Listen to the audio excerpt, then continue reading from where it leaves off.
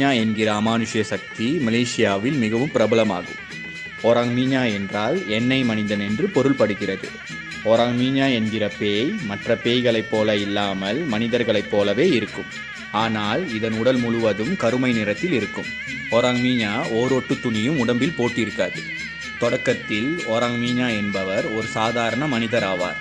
ஆனால் பல மாந்திரீக சடங்குகளை செய்து உலகில் சக்தி கொண்ட ஆளாக மாற வேண்டும் என்ற எண்ணத்தில் சைத்தான் மற்றும் ஜின்னுடன் ஒப்பந்தம் செய்து கொள்கிறார்.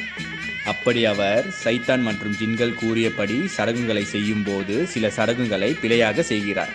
சடங்குகளை தவறாக செய்ததால் சைத்தான் மற்றும் ஜின் கொடுத்த சாபமே இந்த ஓராங் மீஞா என்கிற சாபமாகும்.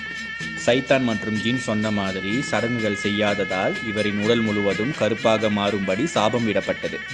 சாபம் கொடுக்கப்பட்டாலும் அவர் நினைத்தபடி பல சக்திகள் அவருக்கு கிடைத்தது. ஓராங் மீஞா பேய்க்கு கிடைத்த சக்திகளில்